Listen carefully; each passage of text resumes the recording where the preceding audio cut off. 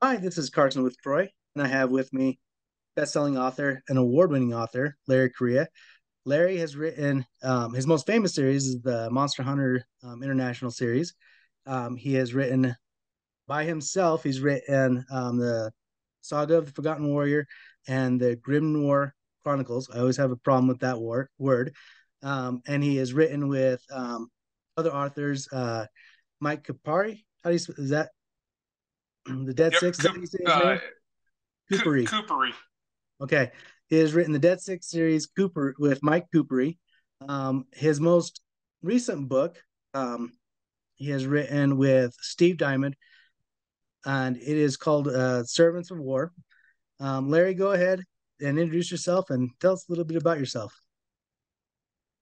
Yeah, so I've been an author since 2007. Is when I started out self-published. In 2009, I had my first book come out with Baen Books. That's Monster Hunter International. I've written 26 books now. My first nonfiction book will be coming out in January. I have written several different series. I have collaborated on novels with a half a dozen different authors.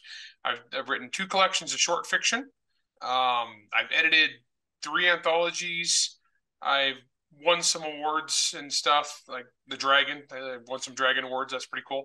I read a lot of books. That's pretty much what I do. You really do, and you're a prolific writer. You've written a ton. Let's go back in the beginning in 2007 when Monster Hunter International came out, or when you started writing it. What was the genesis of that series? Okay, so how that came about was there was an internet discussion forum. It was for gun nuts. It was called the firing line, and we were just making jokes on there one day as for a bunch of gun guys, and somebody made the joke about or started a thread about lines I'd like to hear in a horror movie someday. And this guy named Ian McMurtry, good friend of mine, started that, and so we're all just putting in goofy lines and about how horror movies would be dramatically different if they starred our people, a bunch of like gun nuts and military guys and hardcore people and preppers and survivalists and whatnot. And then all of a sudden, it just made me laugh. It was just too funny. The concept of, I love horror movies, and so the concept of horror movies starring my people was just too great. So I set out to do that. I started writing Monster Hunter with the concept as professional monster killers. And they treated it as a job. Yeah, they're very professional, very good at what they do. So it was like all the horror movie tropes, but with competent protagonists. Is kind of how that started out, and it blew up. It got huge from there. That first book that I self published was a hit. It was a national bestseller back in the days of where was before the ebook revolution. So we didn't really have Audible or not Audible. We didn't have Amazon selling Kindle books. So back then it was a $25 print on demand paperback Oh wow. is when I got started. And yeah, that still blew up huge, sold thousands of copies, did really well. I got picked up by Baen Books, and now that Monster Hunter series is 8 books in the main series, 3 spinoffs, and anthology of short stories. And there's more coming. There's many more coming. So we got more spinoffs, more co-authored books. That universe has grown, so it's a shared universe now with multiple authors writing in it. And yeah, it's been a lot of fun. That's been wildly successful. No, it's a fun series. I love reading it. I first met you in 2009 up in Logan. You're with John Brown and Dave Wolverton, and Oh yeah, I it was, remember that signing. That was a long time ago. it was a long time ago. And I went there for Dave Wolverton, and I met Hmm? you and Don, and bought both your books and read. I think Servant of the Dark God came out with John, and that was Monster Hunter. You were promoting that, and I fell in love with both of you guys. And I've followed you ever since. Like met you multiple times at conventions and stuff, and I've just bought everything. The spinoff with John Ringo. And I love it. It's just a fantastic series. Now in 2007, you weren't a full time author then. You had a No. job and stuff. What was some of your habits back then to take care of a family at that time and stuff like that? How'd you make it work? Well, I've got at the time I had 3 kids. I've had 4 kids now. Um, and I had a full time job. When I wrote my first book, I actually owned a gun store, so I was crazy busy. I was an entrepreneur, and I was working a stupid amount of hours. I was a firearms instructor on the side, so pretty much every weekend I was teaching gun classes. A couple nights a week, I was teaching concealed carry classes. So I had very limited time, and so I just basically budgeted what I could. My first book actually took quite a while to write. I had a little crappy room in my basement, an unfinished room in my basement that I wrote. It was freezing cold, and in the winter. And then as time went on, I went into I left the gun store, I sold out, and I got into defense contracting, and there I worked a lot of hours too. I was a finance manager for a defense contractor. Spent a lot of hours doing that, and every night I would just come home and I would write for a couple hours or just an hour or two, and then I would marathon weekends. I used to be a pretty hardcore competition shooter. I would go out on most weekends and compete in different matches around the state and sometimes the country. I had to give that up because there was just no way I could spend weekends on the road and doing that instead of writing. And so I just started writing on the weekends and just marathoning it. I would get in 6 or 8 hours on a Sunday after church, that kind of thing. And I did that until I had about 6 or 7 books out. I actually probably could have quit my day job earlier, but I actually really enjoyed my day job. I got paid really good, and it was a good company. So I stayed there until I had about 6, 7 books out and more coming. And then I just moved on, and I've been a full-time writer ever since. And that's been, geez, like I don't know, like 8 years now, 9 years, something like that. So I've been a full-time writer, 8 years probably that I've been doing this full-time. So yeah, it's been wild, and I've done about 2 books a year that entire time. Yeah, that's amazing to put that much effort into writing when you have to take care of your family and do your job and everything like that. So what's a day in the life of Larry Correia now? Like you're a full-time author. What are some of your habits now? Well, it's a little bit different now because most of my kids are older. I've got one kid that's still in middle school, so I've got one younger one. But now I have 2 adult children that have just moved on with their lives, and my third one is a senior in high school. And senior in high school, they're doing their own thing most of the time. So honestly, it's weird now. We're I only have like one kid at home that I need to like do stuff with. And I love my children, and the best thing I've ever done is I've got 4 awesome kids. They turned out really good. I got a fantastic wife. Uh, I'm blessed. My family is just awesome, and I don't know. So we do a lot of family stuff because now it's really nice because I can work normal hours. Like when the kids are in school, I just basically like get up in the morning. I sit at my desk. I have an office in my house. I have like a big game room office, and I just come up here and I type all day until I take a break for lunch, and then dinner time. The kids are all home, and from that point on, I'm done. I don't work at night or on weekends anymore unless I have a deadline or something really pressing coming up. It's kind of awesome. I've just got like a normal 8 to 5 kind of thing, and even then, I don't write 8 to 5. The way my brain works is I do business before lunch, basically, and then after lunch till close of business is when I really get all the words done. Could you explain like that and what the genesis of that was? This is for people who are coming up with Well, I ideas. can't I think remember this what is the a five. great one. Yeah, okay. So this one was. I'm really proud of this trilogy. It's a complete trilogy, and I'm going to revisit it. I'm going to do another trilogy set in this universe, but it's 1932 alternative history superheroes. So basically, it's magic. So it's a epic fantasy set in Dust Bowl Depression America mostly, though we wind up in Shanghai. Hmm. Yeah, it's a crazy series. So you think you're hard-boiled detectives. Imagine if Raymond Chandler had been writing urban fantasy. It's kind of what I was going for. And it's just nuts because the way the magical powers manifest, everybody has different abilities, and it kind of works like superhero style stuff. And it sounds crazy, but it works really, really well. It's a super good series. It's so fun. I've actually sold the rights for a TV show for that to Radar Pictures. We'll see what happens. Knock on wood. Hollywood's weird. You can't ever get your hopes up. But I'd love to see that as a TV show. The audiobooks are amazing. They're narrated by Bronson Pinchot, who is one of the greatest audiobook narrators of all time. And yeah, that series is fantastic. It's super fun. and just hard-boiled detectives. And the ninjas come in because the bad guy in the 1930s was Imperial Japan. I had like a magical totalitarian Imperial Japan. Uh, and it was crazy. It's a fun series. Totally love that one. Very proud of that one. No, it's an awesome series, and for those people who are kind of sick and tired of series waiting to be finished, like you pick up a great book and you're like, oh man, this is wonderful, but they're still not done with it.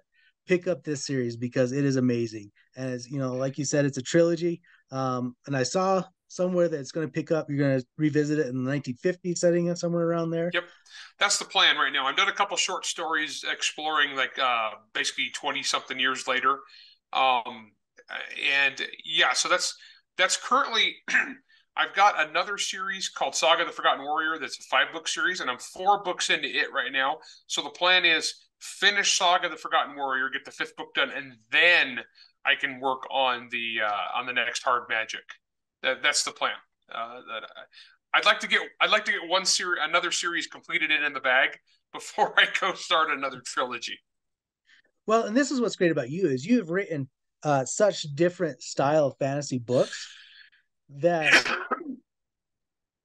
anybody that's wanting to write and do this for a living can look to you as an example of like I don't have to be pigeonholed into one thing. Like I can explore different options and still be successful at that. Let's talk about the Saga of the Forgotten Warrior. That's one of my. It's probably my favorite unfinished series. Like I've recorded a video that's going to be released on YouTube soon of my top 5 unfinished series. Brandon Sanderson's Stormlight Archive is number 2. Yours is number 1. That's how much I love your the Saga of Cool. the Forgotten Warrior. Um, so and it's totally different than anything else. I talked to you at 20 books last year about some of my theories. You said I was dead wrong, so thanks for that. And going back to square one. Sorry about that.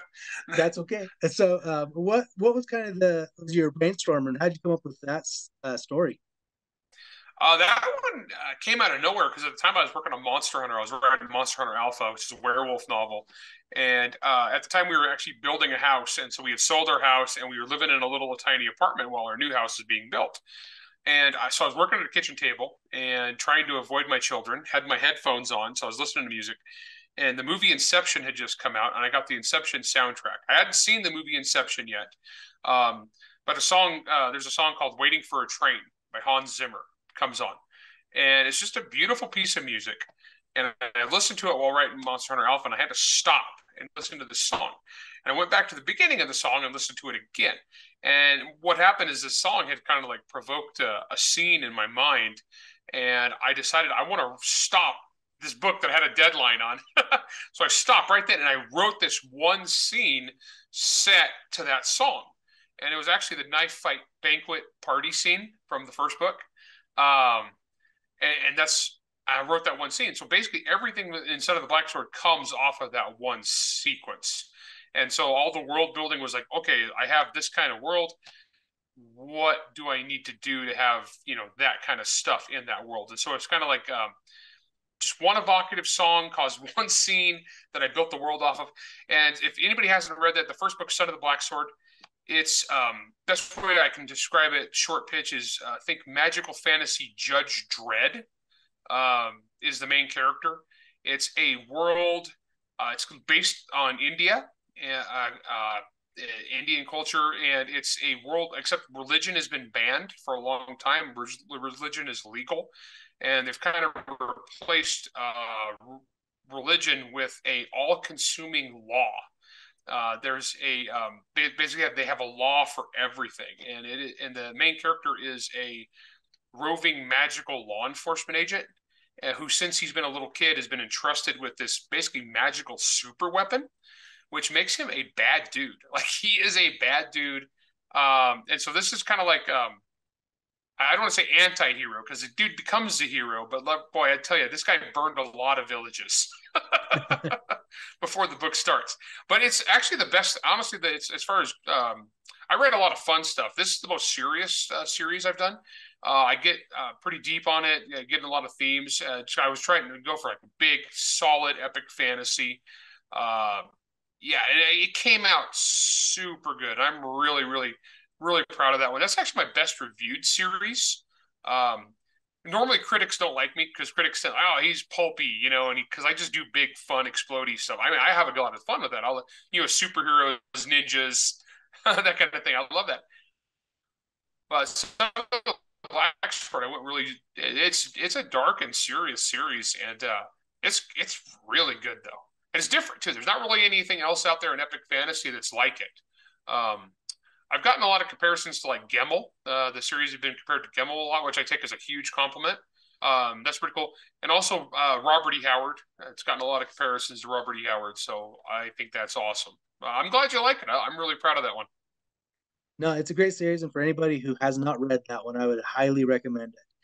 But let's talk about your brainstorming process. You had that song, and it triggered this scene in your head, and you quickly wrote it down.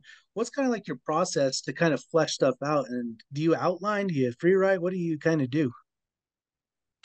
I'm an outliner, so I usually I will do an outline first. I'm not a like big structural outliner where I'll have hundreds of pages. My outline for a book is usually going to be just a few pages long. I'll have maybe 6 or 8 pages with notes, and usually it's just this happens, this happens, this happens. Here's all the cool visuals and images and like neat stuff I want to get in. So I'm a pretty loose outliner. But when I start the book, I usually know beginning, middle, and end. Sometimes I'll do discovery, especially for shorter projects. But a novel, almost always I outline. Even if if I come up with something better, like while I'm working, if I think, oh well, this is cool in the outline, but I've got a better idea, I'll change the outline. I'm not devoted to it, but I'm definitely outliner. It helps me tremendously to have the end in mind and to work towards that and all the big character arc stuff that I want to accomplish. And when you're doing world building, how deep do you dive into that? I mean, Oh, talk about the I Forgotten love Warrior. world building. Uh-huh. I think on world building is as long as it's not holding me back from producing. So, because I know people who will world build for years, right, and never write the book. So I will pretty much world build as I go. I will think about it the thing about writers, you don't really take time off because even when you're not working, you're working because you're kind of thinking about work. And so I'm always thinking of ideas, and I'll just add them to the notes as I go for the world building. As a series grows, the world building gets giant. Like so, the world Bible for Son of the Black Sword now is probably about 30 pages long of just notes, geography, history, timelines, all that kind of stuff. Um, so I will usually world build for I don't know maybe a week if I'm starting a new series. Then I'll jump into the book and I'll start working. And then if as I have questions, I'll come up as I'm writing. If I get to a point where I need to like go and research something like how this would work or how is that going to work, I'll put XXX is what I put so I can do a find, and I'll just be like, okay, if I need to like name this house or name this river, I'll just go XXX and just keep writing while I'm in the moment. Then I'll go back later, like in the morning when I'm not as creative. No, that's fantastic. Let's contrast that to Monster Hunter International or your Monster Hunter series. Because that doesn't there's no world building really in that. I mean, there's lore and stuff that you created, but like I said, it takes place in America and Europe Yeah. and places. So, what is kind of your outline process for that?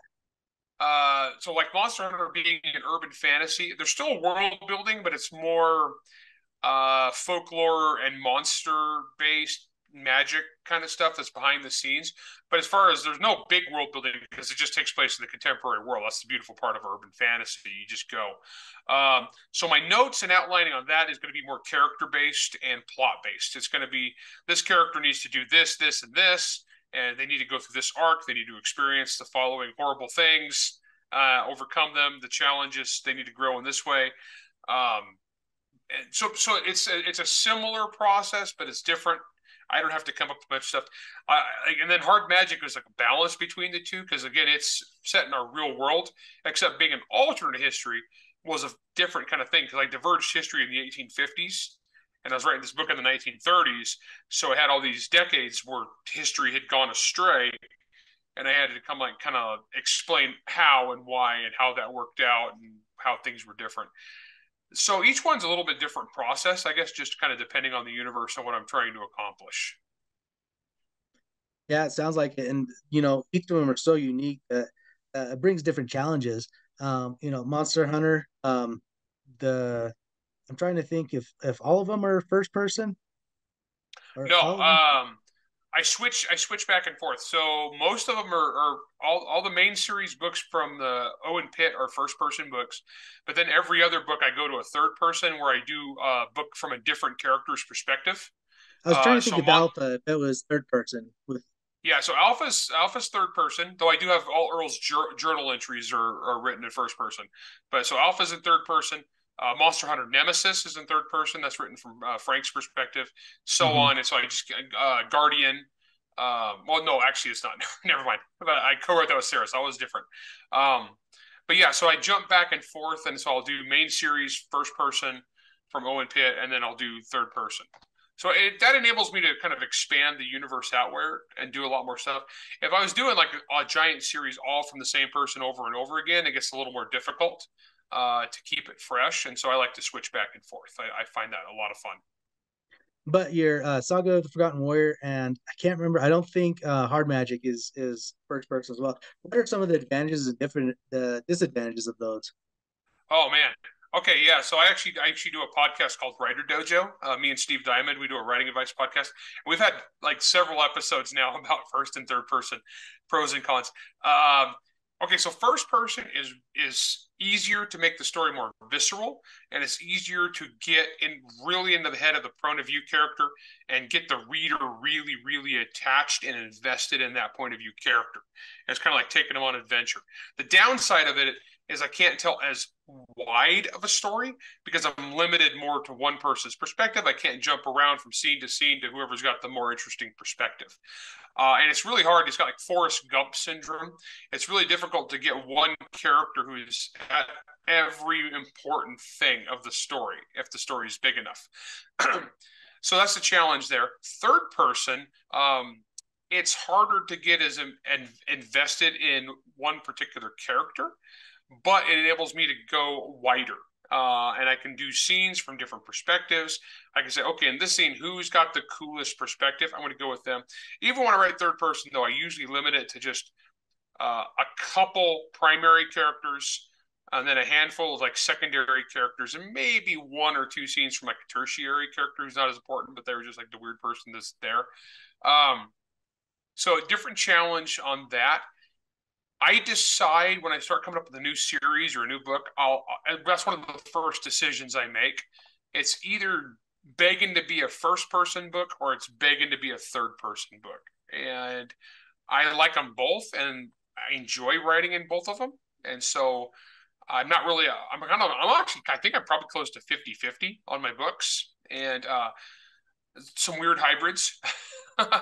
Like the Dead Six Thriller series is co-authored with Mike Coopery, and we have two different first-person narrators that are competing throughout the series. So I write one guy, Mike writes the other, and then we entwine the two into one book. And so that's a little bit different. Actually, there's three of those. That trilogy's done also.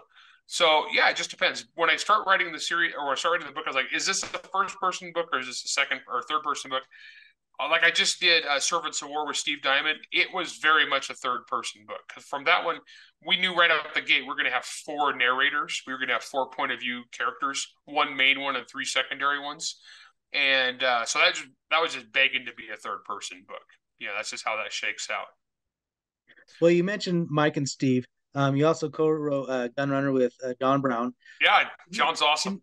can, can you Well, kind of because explain like you the saw process? us at the book signing when we were both noobs, and it was like, Brand new, yeah, yeah, so it's like 8 or 9 years later that we wound up writing a novel together. yeah. No, and I've talked to both of you multiple times throughout the years, and been a fan of both of you. But what is some of like the processes when you're writing with somebody else, and what are the challenges and advantages? What's good about it? What's bad? Each collaboration is going to depend entirely on the nature of the people involved. So, like John Brown, John is just an awesome guy. John's fun to work with. He's humble. He's flexible. Like if he's got an idea that I just don't like, then he's not like gonna die on that hill. You know what I mean? So John is just a pleasure to write with. But each writer is a little bit different, and so what's going to happen is you're going to have the process of how you come up with the story. Um, Usually, you got to have somebody who's in charge because sometimes you're going to have where you just disagree. So someone's got to make a call on which direction the story is going to go. I've had different collaborations work different ways. I've had some where I was the senior author and then the younger author or junior author we'd get together. I'd give them basically the outline, or we plot it together. They would do the first pass, so they do the rough draft. Then they kick it over to me, and I would do like go through the whole thing, and then go back and forth until we're happy with it. And usually, when you do that, by the end, you can't remember who wrote what part, which is pretty good. If you can get each time you collaborate, you kind of get to know the other guy's voice, and you kind of learn to write a little like they do. Um, Others, like I said, the one with like me and Mike were two separate novels basically intertwined, and that just we were editing them together. That was really a different process. When Sarah Hoyt wrote in Monster Hunter, that was my universe, my character. So that one was pretty much I was very much this is what's going to happen, and then I just like turned her loose, if that makes sense. And then it came back to me to tweak it. Is Um, that similar to what happened with John Ringo? John Ringo, that was totally different. So what happened with Ringo was Ringo actually wrote those without me knowing. He had read Monster Hunter and he got supercharged. If you understand the way Ringo writes, is he'll not write at all for months and months and months. He won't write a word, and then he'll get spun up on an idea, and then he'll write 100,000 words in a couple of weeks. Like not even joking. He'll crank out a novel in a month. Oh Um, wow. for real. So he read all the Monster Hunter. He got really excited, and so I actually asked him for a short story for an anthology, and I found out like no, he had something quite a bit larger to show me. And so what happened was on those though, because it was my universe, I had to be real careful. This is my baby. So Monster Hunter is how I pay for my house, right? Right. So basically, I'd wind up taking John's books, and I would wind up going through and chopping all the stuff that I couldn't do just because the rules of the universe or other stuff that I had kept up, if that makes sense. Mm-hmm. And John doesn't like the going back and forth. So there wasn't a lot of the going back and forth. It was more like John was like, here's situations are weird. It just depends on who you're writing with. Like when I was writing with Steve Diamond, we brainstormed the whole thing together. So that was like 100% shared creation. And then Steve wrote the rough draft mostly because of time, because I'm the guy with 50,000 deadlines, and then wound up kicking it back and forth so many times. And we had characters that I wrote, and we had characters that he wrote. And so anytime his characters would appear in somebody else's bits, he'd edit all that. And anytime the characters I wrote would appear in his bits, I would edit those. So it was very integrated. And that one actually came out really smooth. So we're working on number 2 right now. And so we're reading through number 1 is like, wow, this is a really cool idea. Which one of us came up with this? Because by the time you get done with this process, you can't remember because you've both kicked that football back and forth so many times. Right. Yeah, so it just depends. And I got more collaborations coming up. I got one with Jason Cordova, is writing a Monster Hunter thing, and also Les Johnson is writing a Monster Hunter thing for me. So, yeah, so I've got a lot of collabs going on. I like to collaborate. It's been kind of fun. That's amazing. And sounds like a lot of fun to be able to do that with other authors and share your universe with them. That's got to be kind of cool for reaching out to Johnny Ringo and him just basically like saying, I've got already this already that I just love. So like that's gotta be fun. Yeah, it was nuts. For And, sure. what I was telling people is like when one of the best-selling science fiction authors in the world comes to you and says, "Hey, I wrote some novels in your universe. You want them?" You say yes. Oh yeah. No, that's just amazing. That's an amazing story. Um, Now you're a fantasy author. You write epic fantasy, large books, but you also are pretty prolific at short stories. What's kind of different with those compared to novels? I know like you have to get to the punchline a lot faster. I struggle with short stories. I can't for the life of me, I and maybe I just haven't learned how. What's some like tips or tricks for those people that are trying to write short stories, and vice versa? What if those people are short stories and they just can't write a novel? Like they just can't do that. Yeah, it's weird because there are different people that are wired different ways. Like some guys really struggle with novels but love short fiction. Other guys struggle with short fiction and really are good at novels. From a business perspective, it's better to be good at novels than short stories because you just can't make a living at short fiction. I mean, business wise. That said, I love writing shorts because it's kind of like a palate cleanser. And it's also an opportunity for me to test out new ideas, new worlds, without the time commitment of writing an entire book. Biggest tip I can give you for short fiction: if you're good at writing novels but struggle with short fiction, think of short fiction as one scene. So it's part of a bigger story. Obviously, these characters, something happened to them before, and something's going to happen to them afterwards. But you don't have to tell that right now. You're just taking, basically think of it as one chapter. This is a chapter from a book, but it's a contained thing. And you just write that words, 7,000 words, 10,000 words to work with.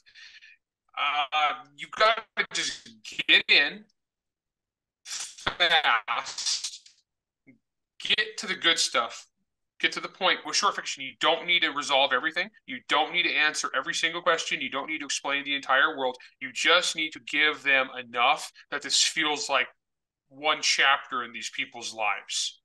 Um, and honestly, some people struggle with that. Other people don't. I would say just give it a shot and just think of it like I said, this is chapter 13 from your novel that doesn't exist. You know, just run with it. And I love short fiction, but like honestly though, you can't make a living in short fiction. You make a little bit of money. The good thing about short fiction though is it's actually really good practice. So I recommend it for people, especially if you're starting out. It's easier to start a short story and finish it than it is to finish a novel. And the biggest thing I found with new people who struggle is they don't finish.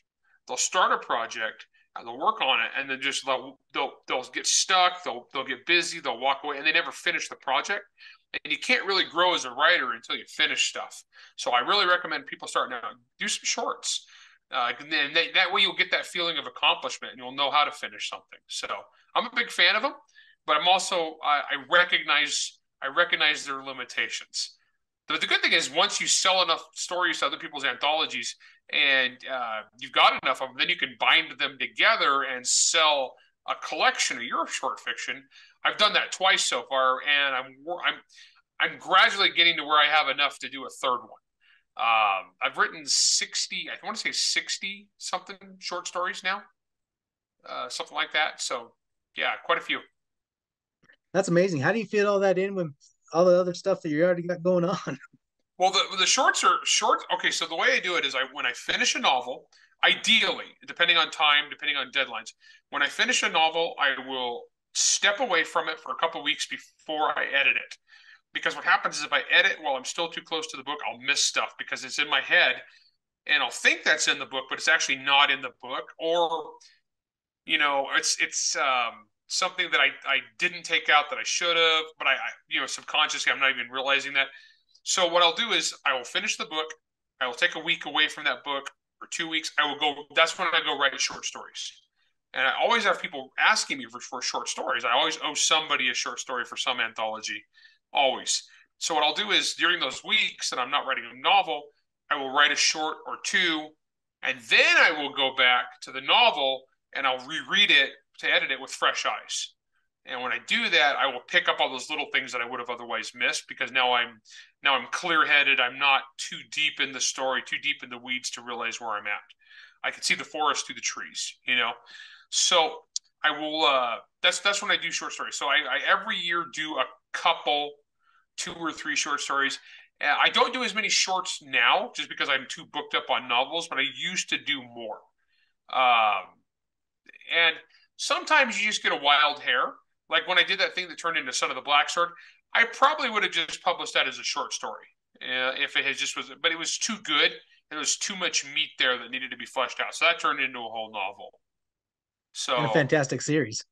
yeah, and so you never know. So sometimes what is meant to be a short will turn into something else. And sometimes you just got an idea, you just got to write it. And so shorts don't take very long. If you're looking at 5,000 words, that's a day or two of writing. I always tell people if you're spending more than a week on a short story, you're doing it wrong because that's time you could be spending doing other stuff. Because you don't get paid that much for them. So don't invest an inordinate amount of time in a short story unless it's something you really want to polish for a particular reason. This is something that you're submitting to like the Bay and Fantasy Awards contest, something like that. Then that one, yeah, you're gonna put a little more time into it. But if it's something that I'm just like writing shorts, I just get them done and go. And honestly, the difference between a short story that I wrote in one day and a short story that I spent a week on, there's usually not that much difference. It's either good or it's not. It's the old, you could polish a turd, but you're just polishing a turd. It's still a turd. Right. It's a shiny turd, but it's a turd. So yeah, that's how I look at shorts. No, and you said in your introduction when you're introducing yourself that you've edited some anthologies as well. Um, what what are you kind of looking for when you're editing anthologies? Because they're all short stories. And how often do you have to be like, okay, this not quite up to snuff yet? Like, what do you do with that? Um, so I've been lucky so far. So I've done three, but I've never done open. I've never done an open submissions anthology.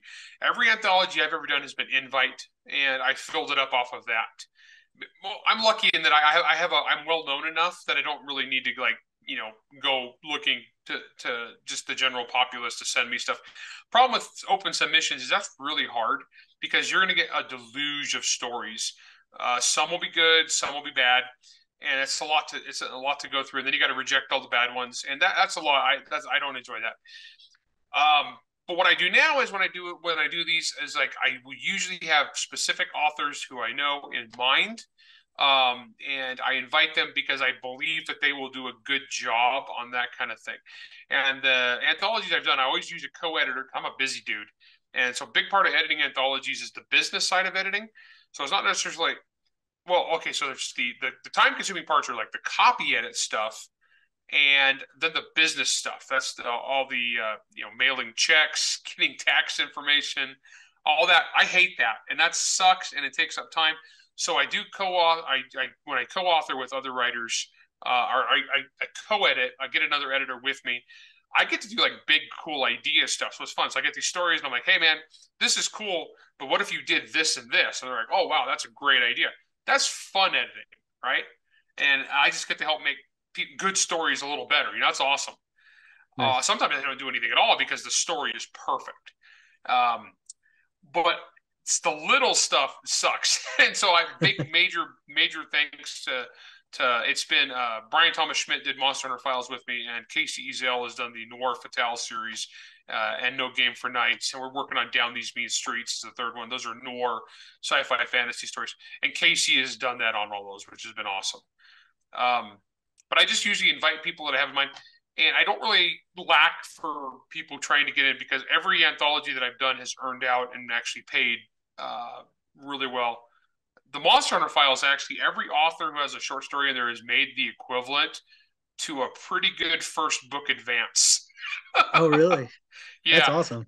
It's not, I actually looked it up. It's not the best selling, it's not the best paying anthology that I've ever heard of, but we're probably in the top 3 or 5 of best paying anthologies. I've been in like 30 something anthologies now, and I can count on my fingers, like of one hand, I can count on my fingers of one hand of how many of those have paid out royalties beyond what you got paid to begin with. And Monster Hunter Files has been out for like 6 years, 7 years now, and it's still paying royalties. That one's kind of nuts.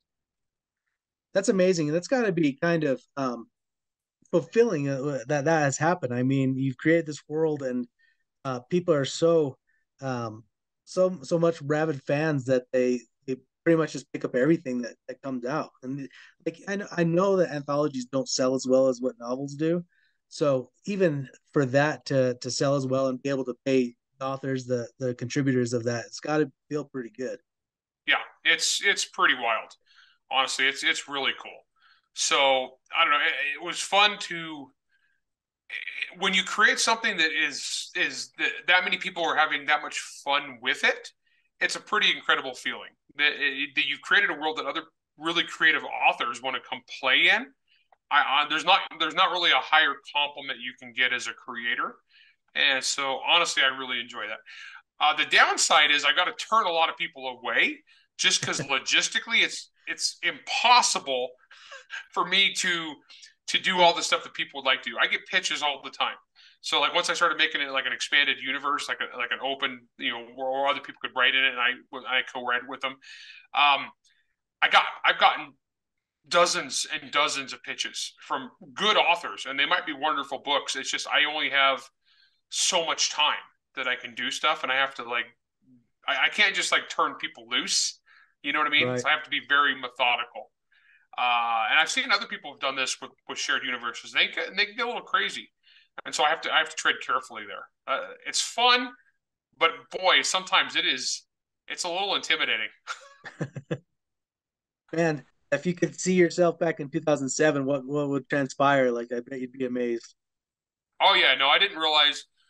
I mean, I wanted to be a writer for a very long time, and I had a career, and I did all this other stuff. But I always was a storyteller. I never thought that I would be as successful as I am as a writer. It's gone really well for me, and because I got lucky, and I am a blessed guy, and I was the right place at the right time, and made a lot of fans happy. So I recognize that, and I am super thankful for my fans. So I never thought I'd be doing what I'm doing. No, and also in your intro, you talked about you have a game room. You're a big gamer. Oh yeah. You play RPGs. Um, you do minifigs, painting and stuff. Do you still do that? I don't see as many updates as I used to. I actually this year I have not painted as much for whatever reason. I've only painted a handful of minis this year. It's weird because normally I'm going to take this camera to get the angle right here. But this is my game room, as you can see. That's all miniatures, wargaming tables. Those are all miniatures over there, and that's my paint station. Hmm. That's You know, amazing. That's so so many. yeah, I mean, well, that's like 1,000 right there, and there's more shelves over at the front of the room you could see. So I actually I painted a lot of minis over the years. Yeah. Yeah, I know I'm a nerd. I just have this year. I've been shooting a lot. My two hobbies are shooting and mini painting, basically. And this year I set some goals last year for shooting for some pretty difficult challenges, and I've been working really hard towards those. So I've been doing that instead of mini painting.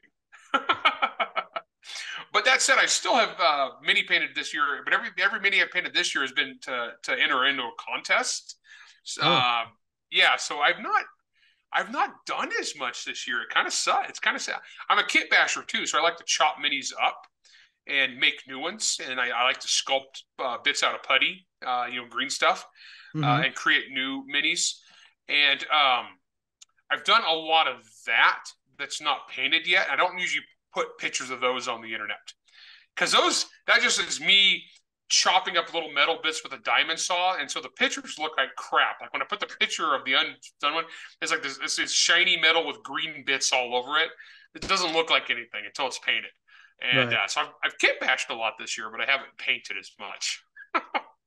And I know you've played a variety of role playing games. Oh yeah. I mean, do you have like a top three that you just love? Oh man, that's a hard one. Okay, all time favorite is Legend of the Five Rings. It's the funnest campaigns I've ever played. Followed by Savage Worlds is my favorite all around system, like good to go system. So those two, like big campaigns, has been Legend of the Five Rings. Savage Worlds has been like the go to for me. Monster Hunters and Savage Worlds. Um, Third, that's a hard one because I have like 1,000 different games I love for some reason or other. So it's hard for me to pick a third one. I mean, classic. I grew up on. I started with second edition D&D, old school THACO. I'm not Uh-huh. really a fifth edition guy. It's okay. I mean, I enjoy it, but it's all right. Um, I love Action Cthulhu. I love Call of Cthulhu. I love Delta Green. Delta Green's really cool. I've been playing the Aliens role playing game. Actually, this really fun. It's got a great stress mechanic. I've got a game called Greedy Cop Show I run a lot. That's something I made up, and everything you need to know about the setting is in the title, Greedy Cop Show. My plan is to kickstart that once the Monster Hunter Miniatures game is fulfilled. Then I'm going to do the Greedy Cop Show game. It's very simple, rules light. It's kind of like it's more. If you ever played Fiasco, I haven't. uh, okay, so Fiasco has like no rules. Okay, Okay. um, this is not that level. There's still rules and resolutions, but it's pretty. It's very cinematic. So you don't Nice. want to do this with a bunch of crunchy role. You want to do this with a bunch of crunchy, or you don't want to do this with crunchy people. You want to do this with role players. But it's fun. It's the one I actually run this for charity. Like when I go as a guest to different conventions, they'll auction off seats, and I'll run a game of Gritty Cop Show. Uh, Nice. yeah, it's so yeah. No, I'm a nerd. I've got a ton of different. I've got I've got probably a dozen RPGs that I have never had the chance to play. Like I bought all the books and just haven't had the time to play them. So yeah, I'm an RPG nerd. No, that's amazing. That's a good problem to have, right? To Oh be yeah, so busy with your work that you love. yeah. It's you're not in a corporate job. You're writing in fantasy worlds that you've created that other people want to join in, and you just don't have time to play games. So I mean, that's kind of Well, the and my dream come writing true. group is a bunch of mostly creative guys. They're all professionals too. They all got real jobs, and so there's that old thing about like the trying to schedule your D&D game. It doesn't get any easier as you get older. Everybody's got kids, everybody's got jobs, vacations. It's a challenge, but I love whatever. The last time I played was we did a Halloween game. We did Aliens for the Halloween game. I ran a one off. It was a hoot. So yeah, I love this stuff. That's fantastic. So you could have written in any sort of universe that you wanted, or any type of genre. Why did you choose fantasy and urban fantasy? It's actually interesting because the very first book I ever tried to write was a thriller back in college, and because at the time I was reading a whole bunch of Tom Clancy kind of stuff, and it wasn't very good because my first book, my freshman effort, my training wheels novel. So later on, I stole the good bits out of that and put them in like Dead Six. The I don't know. I wound up doing fantasy just because that's what I was inspired to do when I originally did Monster Hunter. And I love fantasy. I grew up on fantasy. I grew up on westerns. Was the first thing I read. I read every Louis L'Amour novel. Uh, but fantasy is kind of like my home base. That's where I'm the most comfortable, and that's where I am allowed to do the wackiest stuff. And I can really stretch the boundaries. I've done quite a bit of sci-fi too. I've done some horror. Um, but different fantasy genres are really what I come back to: urban fantasy, alternate history fantasy, epic fantasy, um, dark fantasy. That's kind of like my home base. That's what I really, I don't know. That's my thing. So it's funny though because when I'm talking to people who are like normies, they're not readers, they're like my neighbors, people I see at church, and they ask me what I say I'm a science fiction writer because that's true. Uh, but I'm primarily a fantasy writer. But I guess saying science fiction writer sounds a little more smart. It sounds a little more respectable, Right. to people who don't realize. So yeah, no, I fantasy is my home base, so and that's what I'm attracted to. So it's what I keep coming back to. That's awesome. Do you have any like people that you look up to? Any influences that you've kind of not tried to copy, but have really influenced your writing? Oh, that's hard. Okay, so influenced my writing. I mentioned Louis L'Amour. Growing up on Louis L'Amour, I think established a lot of stuff about like the concept of heroes, tough individualists who handle their business. Uh, and so I think that influenced me a lot. Uh, I don't really have anybody particular that I try to emulate per se. I just kind of like tell stories and have fun. So like my stylistically, I do my own thing. Um, don't really have anybody like that. drawing inspiration from, man, I grew up on Terry Brooks, Raymond Feist, well, Tolkien, obviously, all the fantasy stuff. Loved all that growing up, and that influenced me a lot. Uh, Sci-fi, actually, David Drake. I read John Ringo starting in college. Oh, really? Just funny later on, wound up writing books with him. Yeah. But actually, David Drake was some of the first science fiction novels I ever read. Actually, some of the first science fiction novels I ever read were Baen books. Um, I love, and that's as far as historical stuff, I love Lovecraft. But finding Lovecraft actually led me to Howard, and I'm a bigger Howard fan than I am a Lovecraft fan. And I think Robert E. Howard was a big influence, but I do get a lot of Lovecraftian stuff winds up in Monster Hunter, just that Right. kind of thing. Yeah. I love that. There's so much mythos up in there. So yeah, that's what I would say. And then I've got a ton of friends that are writers that have influenced me. A lot of times, not even necessarily in their work, because just we lack the time. If you when everybody is a writer, it's really hard to read all their books because there's just too dang many of them. But that's a lot of my friends, I guess, and my peers. So I don't know. There's a lot of influence there, but not necessarily from their work. But yeah, Right. that's who I would have to. Those are the ones I would have to name. Perfect. That's awesome. Larry, thank you so much. Go ahead and tell people how they can get a hold of you, find your books and whatnot. Yeah, so you can find me on social media under my name is Larry Correia on Facebook or Monster Hunter 45 on Twitter. My blog is the Monster Hunter Nation. That's the best place to get a hold of me. I warn you, I do get political. Hope you're not easily offended. And also, I do a weekly writing podcast with another writer named Steve Diamond, and it comes out every Wednesday. A new episode of Writer Dojo.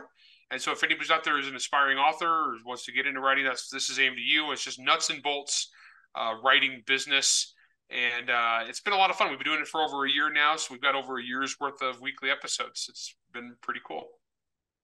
That's awesome. Larry, thank you so much for getting on with me tonight. I appreciate your time. Cool. Thanks, Carson. Thank you for listening to the Troy Podcast. Please subscribe, like, and share with your friends.